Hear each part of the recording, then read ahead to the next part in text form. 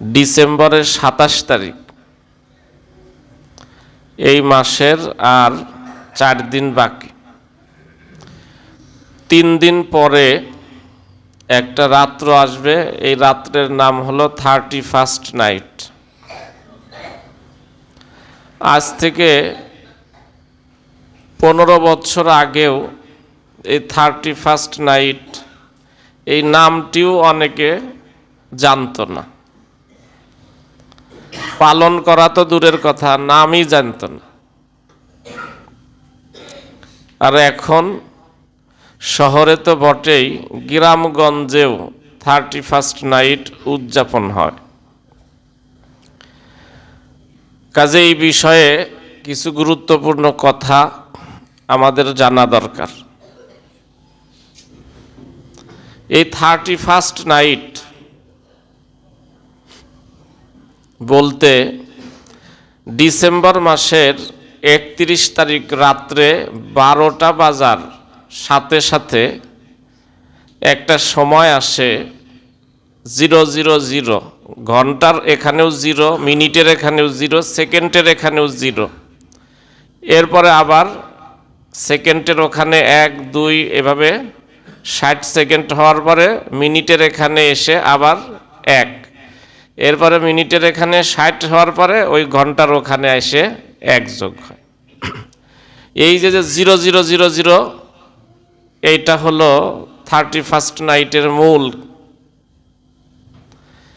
এই যে যখন ১২টা বাজে যায়, সাথে সাথে দেখবেন এই যে বাজি ফুটানো, পটকা ফুটানো, হই হুল্লার আনন্দ, চিল্লার চেঁচামেচি, সারা পৃথিবীতে প্রায় এক নিয়মেই এই 31st নাইট পালিত হয়। আমরা অনেকেই মনে করি এটা একটা উদযাপন আর কি, এটাকে আমরা মনে করি যে এটা একটা আনন্দের একটা উৎসব। আসলে এটা উৎসব না। উৎসব যদি হইতো তাহলে নির্দিষ্ট একই নিয়মে সারা পৃথিবীতে হচ্ছে, একই টাইমে সারা পৃথিবীতে হচ্ছে, অবশ্যই এর কোনো গোড়া আছে। এটা আসলে উৎসব নয়, এটা হলো পূজা। কিন্তু উৎসবের নামে সারা পৃথিবীতে এটাকে চালিয়ে দেওয়া হয়েছে। মুসলমানের জন্য পূজা করা, এটা আপনারা কি বলেন? এটা বৈধ? এটা বৈধ না অবৈধ এটা বোঝার জন্য আলেম হওয়ার প্রয়োজন নাই। যে কোনো ব্যক্তি এটা বলতে পারে পূজা যদি হয় সেটা মুসলমানে কেমনে করে। কিন্তু নিঃসন্দেহে এটা পূজা। যেদিন থেকে এটা আবিষ্কার হয়েছে ওই দিন যেই ভাব গাম্ভীর্য নিয়ে যেই পদ্ধতিতে আবিষ্কার হয়েছে সেই পদ্ধতিতেই আমরাও পালন করতেছি। মনে করেন আমরা নামাজ পড়ি একটা নির্দিষ্ট নিয়মে।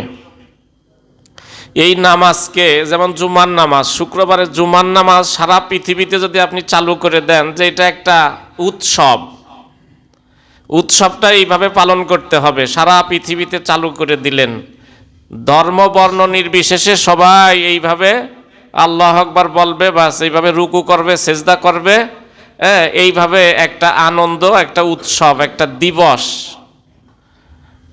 পৃথিবীর মানুষ কি এটা গ্রহণ করবে? করবে না। যে না, এটা উৎসব না, এটা কোনো উদযাপন না, এটা একটা এবাদত, এটা মুসলমানদের ধর্মীয় একটা এবাদত আমল, এটা মুসলমানরাই করতে পারে, অন্যরা করতে পারে না।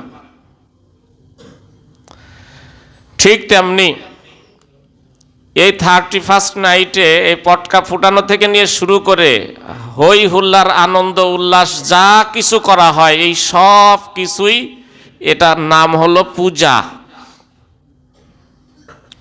ইতিহাসে এটা পাওয়া যায় প্রায় ৪,৫০০ বছর আগে এই পূজা শুরু হয়। এরপরে এটা সারা পৃথিবীতে ব্যাপক করে দেওয়া হয়েছে। ওই ৪,৫০০ বছর আগে যেই পদ্ধতিতে এই পূজাটা আবিষ্কার করা হয়েছে ওই পদ্ধতিতে মুসলমানও করতেছে, অথচ এটাকে উৎসব মনে করতেছে। কিন্তু এটা উৎসব নয়, এটা পূজা। আপনি গুগলে সার্চ দিয়ে দেখবেন, গ্রিকদের একটা দেবী ছিল, দেবীর নাম হলো জানুস। এই জানুস দেবতা, এর দুইটা মুখ, এ পাশে একটা এ পাশে একটা, দুই পাশে মুখ। এদের বিশ্বাস হলো এই জানুস দেবতা এ হলো সূচনার দেবতা। সূচনা একটা শেষ হয়, পরেই তো আরেকটা সূচনা হয়, এই জন্য তার দুই মুখ। এক পাশে হাতে চাবি আছে, আর এক পাশে হাতে লাঠি।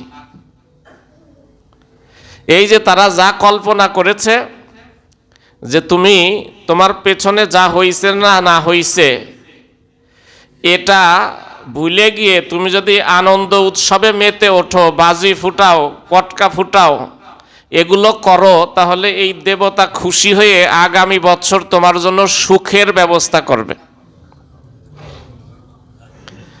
মনে করেন আপনি একজনের কাছ থেকে দুর্ব্যবহার পেয়েছেন, দুর্ব্যবহার পাওয়ার পরেও তাকে যদি আপনি হাসি মুখে বরণ করে নেন, তাহলে সে মর্মাহত হবে। আরে এর সাথে আমি কত দুর্ব্যবহার করছি, কত গালাগালি করছি, অথচ সে হাসি মুখে সব ভুলে যায় আমাকে আলিঙ্গন করে নিল। তখন কিন্তু সামনে আপনি খুশি হয়ে যাইবেন এবং তাকে আপনি আর তার সাথে দুর্ব্যবহার করতে চাইবেন না। ঠিক এই যে এই 31st নাইটের উদযাপনের এটাই উদ্দেশ্য। গত বছর আমার সুখেও কেটেছে, দুঃখেও কেটেছে, আমি সুস্থও ছিলাম, অসুস্থও ছিলাম, বিপদ আপদ সহ সবভাবেই গেছে। তারপরেও আমি যদি এখন এই দেবতাই আমার সব কিছু ব্যবস্থা করছে, আমি যদি খুশি মনে এই দেবতাকে বরণ করে নেই, এই দেবতা সামনের বছর আমাকে ভালোই সরবরাহ করবে, ভালো কিছু দেবে, কল্যাণ দেবে, আমাকে অকল্যাণ দেবে না। নাউজুবিল্লাহ। আমরা তো প্রতি বছরই এগুলো বলে আসতেছি, বিভিন্ন জায়গায় এগুলো বলা হচ্ছে, কিন্তু তারপরেও এটা পালন করা কমতেছে না দিন দিন বাড়তেছে? বাড়তেছে। তাহলে ধর্মীয়ভাবে এটা কত মারাত্মক একটা শিরিক আমরা করতেছি।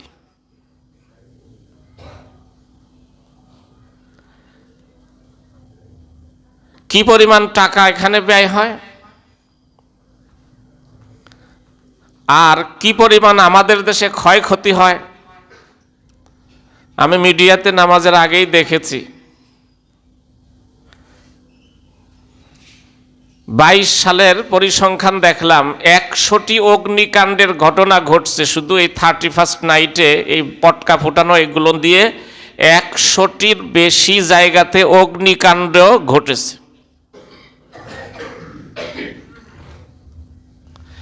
আর কি পরিমাণ সম্পদের ক্ষয়ক্ষতি হয়েছে।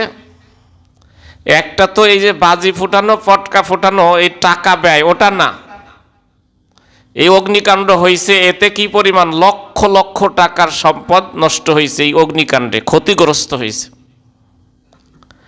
পক্ষান্তরে এই যে এই পটকা ফোটানো, এর পেছনে যে ব্যয় হয়েছে সে তো কোটি কোটি টাকা।